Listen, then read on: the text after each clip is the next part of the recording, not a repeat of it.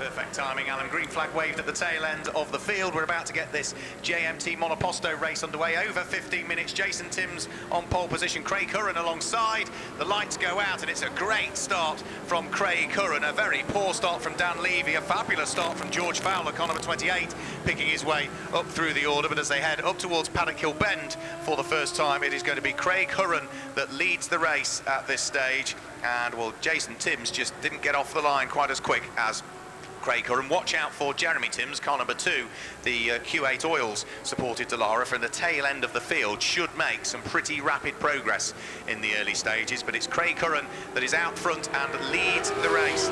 Jason Timms there in second place. We're side by side for third and fourth as Andrew Gordon-Colebrook comes under pressure from the Jedi of Dan Levy. Dan's able to squeeze his way through and up the inside, so number 17 up to third place, number 71 down to fourth. A big spin for Andrew Gauntlet in the middle of the pack, who has kept the engine running, and his motorcycle-engined Dallara is able to continue in the race. The orange machine, it's tumbled down towards the tail end of the field as we've had a swap for the lead of the race. Jason Timms on the run towards Paddock Hill Bend, goes through and takes the lead of the race from the fast-starting Craig Curran. And as we look towards the exit of Druids Corner, those front two have pulled away substantively, haven't they, from the car that sits there in third place, which is the black and orange car of Dan Levy in third. Andrew Gordon-Colebrook sits there in fourth place. Fifth place is going to be Jonathan Reed, who's there in fifth place, another one of the Jedis. Completing the top 6 at this stage, it's car number 90, Richard Fours, with his Van Diemen RF97, that completes the top 6 at this stage. As for the progress of Jeremy Timms from the tail end of the field, I did say his progress would be reasonably rapid in the early stages. Well, I have a feeling as he's going to come through and over the start-finish line, it's probably been even more rapid than I expected, because I think he's going to be up to 10th position at the end of this lap. We'll wait for confirmation of that. Here he comes now through and over the start-finish line, and no, it's yes, it is, yeah, up to 10th position from the tail end of the field, car number 2, making some excellent progress indeed in the hands of the multiple Monoposto champion. Out front though, it's Jason Timms that leads the race and is already starting to build a pretty impressive margin. 1.4 seconds was the lead advantage when he started this lap, that being the third lap of the race. But it looks as though it's grown yet further this time as over the start-finish line he goes. Another lap completed, another lap in which Craig Curran at the wheel of his Jedi Mark 6 seems to be falling away all of the time. Yeah, 4.1 seconds now is the gap, because Jason Timms is in a class of his own at 45.8 seconds. The next quickest lap is at 48.0. He's 2.2 seconds quicker than anybody else that's out there. I remember using that phrase before. For many years, Timms is in a class of his own. It's incredibly impressive, isn't it? But you do make a very valid point indeed. 4.1 seconds the advantage for Jason Timms in car number 3. Fastest lap of the race as well, 45.806. It's all in all very, very impressive. So car number 3, Jason Timms leads. 11 minutes and 50 seconds of the race remain. Martin Wright has retired his Dallara. The number 8 car stops at the end of the pit lane and is going no further, so that's it for him. As thrown over the start-finish line, 5 laps completed and 6.6 seconds to the good is Jason Timms from Craig Curran, with Dan Levy still there in third place, just less than a second ahead of Andrew Gordon-Colebrook, who completes the top 4. As for the progress of Jeremy Timms, well, he's now up to 6th position. He started down in 20th. Well, that is massively impressive, and with what's still 11 minutes to go, let's have a look at his lap times. Jeremy Timms, 48.0, is certainly quicker than the next of the cars ahead. Thereafter, though, it's going to become slightly more difficult for him to try and gain some further places, as our race leader is now well and truly starting to catch up with the traffic. So through goes Jason Timms in the lead of the race, then the black car in the hands of Craig Curran. Number 33 there in second position, 7.8 seconds adrift.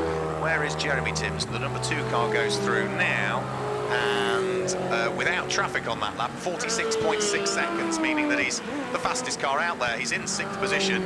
He's lapping 3 seconds quicker than the car ahead, so he might even gain another place the next lap through, and thereafter he might be able to pick up another few. I'm going to stick my neck out here and say 4th, possibly even 3rd for Jeremy Timms. And the important thing about that is clearly the repairs on the car after that clumped with the pit wall this morning have all gone according to plan. That's perhaps the most important thing about it. He was keen to get an early start on the repairs of the car, wasn't he, to get the car airlifted back, if you like, back to the outer paddocks, and it really gained him about a quarter of an hour that he could make a start on the work. Well, clearly that work has done the trick, and the car is working well, and he continues to make his way up the order, just 0.3 of a second behind the number 88 car of Jonathan Reed now. Jonathan Reed in 5th place, Jeremy Timms in 6th place in car number 2, and Jason Timms continues to lead. His advantage now 7.4 seconds or thereabouts, and he's also got the fastest lap of the race with a 45.727 early on in the race on lap number 4. Under 10 minutes of the race remain now, 9 minutes and 20 seconds. Some good squabbles going on further down through the order, not least of which is Andrew Gauntlet, who has been having a good little fight with, I think it's the number 55 car of William Thorling that he'd been doing battle with, as our overall race leader is now just turning his way out of Graham Hill Bend with this big advantage that he's got. Andrew Gauntlet gets very sideways actually at the wheel of his orange machine coming out of Graham Hill Bend. I thought for a second he was going to spin on the way out of the corner, but he gathered up the moment. He's already had one spin on the first lap of the race, which is what dropped him all the way down through the order. He lined up 5th on the grid and is now circulating in 12th following his lap 1 woes, as through and over the start-finish line comes number 3, Jason Timms, our race leader. 8 laps now completed. The lead advantage between himself and number 33, Craig Curran, has just continually grown all of the time. Look at the fight, though, that's going on for 3rd and 4th place. Dan Levy under intense pressure from number 71, which is Andrew Gordon Colebrook, that sits behind. So the 2 black cars, but with Dan Levy's having subtly more orange flashes to it in 3rd place, under great pressure from the car behind, who again closes up on the run up Halewood Hill. And if they slow each other up, don't rule out the fact that they're both going to get caught before too much longer by the man from the tail end of the field, Jeremy Timms, who is now up into 5th position and still lapping in the 46s. He's still the quickest car out there. And going very well indeed as well as he turns his way out of Graham Hill Bend. But you're right, that's a great battle, isn't it, for the final podium position. Race leader has completed now 9 laps in the book, and we wait to see what the gap is between himself and the 2nd place car of Craig Curran, who comes up towards the line and crosses the line now.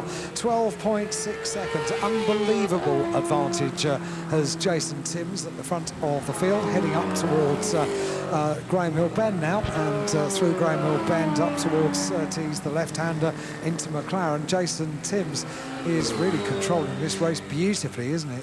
Leaving everybody else to have their own little battles down the order, the closest of which is the battle for 3rd place, as you rightly said, between Dan Levy and Andrew Gordon Colebrook in 4th place, with Jeremy Timms there in 5th place. 1.4 seconds the disadvantage from 5th to 4th at the end of the last lap. Jason Timms has come through and completed 10 laps now, 10 laps in the book. He heads up towards Druids, hoping that back markers play the game, but he's got a nice cushion to play with, hasn't he? If any of them are a little bit more awkward to get past, well, he's got plenty of time in which to make sure that he can get neatly past them. 14.3 seconds his advantage now. And just having a look at Jeremy Timms, who's already picked the pocket of Andrew Gordon Colebrook, so that means that Gordon Colebrook is now down into 4th position, and Jeremy Timms here has managed to squeeze his way through and past Dan Levy, who got boxed up behind a back marker there and has lost 2 places. He lost 1 to Jeremy Timms, he lost 1 to Andrew Gordon Colebrook, so poor old Dan Levy didn't do a great deal wrong there other than make the wrong choice when it got to the back marker. He started this lap in 3rd place, he's going to be down to 5th, and the car that started it in 5th is going to be up onto the podium spots. That's unbelievable, isn't it? Jeremy Timms up into a podium position, which is for me fantastic, because it means that we can hear about what happened this morning, because we've not yet been able to quite find out about that, have we? So we can find out the story, we can find out the story of the repair, and then we can find out the story of the race, if we have enough time before our next race gets underway. I shall do my level best. At the moment, I haven't got a huge amount of questions for Jason Timms. There's not much to ask about a race that is blue perfect, is there? It has been perfect, hasn't it, so far, pulling away to the tune of, on average, 1.5 seconds a lap it was. He's just gone through again, completed lap number 12, and has this colossal advantage between himself and the number 33 Jedi in the hands of Craig Curran, which only now is about to head into into sight over the start-finish line. So there he goes, and look at the car that is that close to him. It's a 45.8 second lap from the car in third place, Jeremy Timms. Well, it was a 48.6 second lap from Craig Curran. Jeremy Timms could make it a Timms 1-2 here at the end of this. Could well do, and that would be a quite remarkable race by each of them, but for different reasons. Yeah. The dominance of Jason Timms at the front of the field has been mightily impressive. The march through the field by Jeremy Timms in a repaired car from this morning is equally impressive. Here we go then, Jeremy Timms in third place at the conclusion of lap number 12, and already Jason Timms has completed now lap number 13. Hurren in second, Timms in third. As they go over the start-finish line, and yeah, he's absolutely on the gearbox, isn't he now, of the second-place car of Craig Curran, who is going to have to defend this time running up Halewood Hill, moves the car quite rightly so over to the right-hand side of the circuit, but then leaves the door open again all of a sudden, and well, Jeremy Timms is through. He's up to second from the last on the grid. Made it far too easy for him, didn't he? The door was, as you say, open wide, and when you've got a driver on a run like Jeremy Timms through the field, he doesn't really need a second chance of asking. So straight the way through, it is a Timms 1-2. Unbelievable. Yeah, it really is great to see both of them out there going so superbly well. We did see a Timms 1-2 at Alton Park in the Monomoto 1400 class at the beginning of the season, but as they go over the start-finish line now, there goes number 2, Jeremy Timms, now safely in his second place. Number 33, which is Craig Curran's there in third position. Andrew Gordon-Colbrook, number 71's there in fourth position. Then it's number 17, Dan Levy, in fifth place, and completing the top 6 is a long way back before we get the 6th place car. That's almost that sort of yellowy lime green coloured Jedi Mark 6 in the hands of number 88, Jonathan Reed, who only now heads over the start-finish line in 6th position. As for class leaders at this stage, well, leading the race overall and leading the Monomoto 1400 class is Jason Timms. Number 33, Craig Curran, leads the Monomoto 1000 class in third position at this stage. Look down to 8th place, car number 90. That's the Mono 1800 class leader, Richard Fours rather. Down in 10th position, car number 7 leads Mono 1600, which is Jeff Byrne, and you have to go even further down through the order then to pick up the next of the class leaders. So they're your relative class leaders. We've got, what, 2.5 minutes of the race still to go? We have, and it's Timms, the top 2, 15 laps in the book, 18.9 seconds the advantage that Jason has over Jeremy, and Hurren completes the top third. Craig Hurren is some 1.7 seconds behind Jeremy Timms. Now Jeremy's got through. Jason goes through, and still dealing, of course, as ever they do in Monopostos, with back markers, but he's come through and completed 16 laps. Now let's wait for Jeremy to come through and break the timing beam in second place and see what the disadvantage is for him. 19.7 seconds, so lapping a little bit slower than Jason on that last lap. So Timms and then Hurren complete the top 3. It's the top 3 that we'll have down there on the podium. There'll be class winners appearing on the podium for photograph shots without doubt, but just the top 3 that we'll be having a chat to at the end of this, and the checkered flag will appear in about a minute and a half. Yeah, absolutely. So through goes Jason Timms onto what I suspect will be his penultimate lap this time through. It may well be, he might be able to squeeze 3 out of it, including the one he's just started, but with some traffic that he needs to deal with on this lap, that will tend to slow his pace a shade, and therefore I suspect he's going to be heading on to his last lap next time through. There are problems. The arm is being held aloft for what looks like one of the slowing cars down the back straight. That's car number 12, Philip Davis, with his Van Diemen RF98, that's got some issues, and yeah, hand aloft, some telltale smoke coming from the tail end of that car, so he utilises the back entrance to the pit lane to pull the car off and out of harm's way at the end of the Cooper Straight. Race leader is about to come over the start-finish line, and with 48 seconds remaining, yeah, it was a slower lap, so he's now onto his final lap of the race. All remains the same, firm of accountants, isn't it? Timms and Hurren. It's quite nice when you've got that sort of advantage that you can afford to really control the pace at the front of the field, which is exactly what Jason Timms is able to do. He could really control how many more laps he had in the race as he heads down through Graham Hill Bend onto the Cooper Straight. A little bit bit of a wiggle from the car as the power is put down along the Cooper straight up towards Surtees, and then McLaren into the right-hander, the final few turns, and goodness me, a huge amount of smoke comes from the back of the car around Clearways up towards Clark Curve. A huge amount of smoke, a plume of smoke from the car when you just got to nurse it around the final couple of turns. Unbelievable, absolutely unbelievable. Will it make it to the line, or will Jeremy Timms take the win? We'll find out. Jeremy Timms is there. Jason Timms is coasting towards the line, but hasn't got enough momentum. So it is going to be Jeremy Timms from the tail end of the field that comes through and takes the win. And Jason Timms will finish in second position. But what a twist of fate. All he needed to do was just keep things neat and tidy. He did that. The car thought otherwise, though, and the Suzuki engine, I think, cried enough towards the end there. He will finish on the podium. He perhaps might be a little relieved, but also disappointed, and I suspect there might be a bit of work being done on that car this evening. I'm not sure he will make it to the podium, because I'm not sure the car's going to make it around the final lap, and it's going to be a trudge back to pit lane, isn't it? He stopped. Has he stopped? He stopped just down there. Well, I'm very pleased about that, because we need to find out the... So I have got questions to ask of Jason now. You most certainly have, yeah. So let's just guide you through the results. It was Jeremy Timms who, from the tail end of the field, only led literally the final 10 yards of that race, but he claims victory. Poor old Jason Timms will be gutted with that one, finishing in second position with that engine woe, literally just heading round through Surtees and up towards McLaren, when all of a sudden lots and lots of smoke came from the tail end of the car, and I think the Suzuki engine cried enough. Third was number 33, which was Craig Hurren. Fourth was number 71, which is Andrew Gordon-Colebrook. Fifth place was number 17, Dan Levy. Sixth position was number 88, which was the car in the hands of Jonathan Reed. And seventh place was number 9, which was Peter Legge. In eighth position, number 90, that is Richard Fors. Ninth place is number 28, which was George Fowler. And completing the top 10 was number 7, Jeff Fern. 11th place was number 55, William Thorling.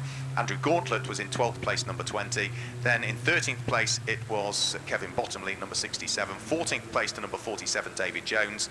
Doug McClay was 15th, car number 81. 16th was number 63, which was Simon Hare. 17th was number 62, Peter O'Regan, and he is the last of the cars that took the checkered flag, because the rest of them we lost somewhere throughout the course of that race. I don't think we are going to see Jason Timms on the podium, because he's sitting behind the wheel of the car still, and the D&G recovery unit is on hand ready to scoop him up, Alan. So I think those questions, you might just have to hit the pause button on them. Perhaps, fingers crossed, when we see him on the podium, you can raise the question tomorrow. And two drivers make their way off the podium. I've been very nice to you, Stephen, been very nice to you all day.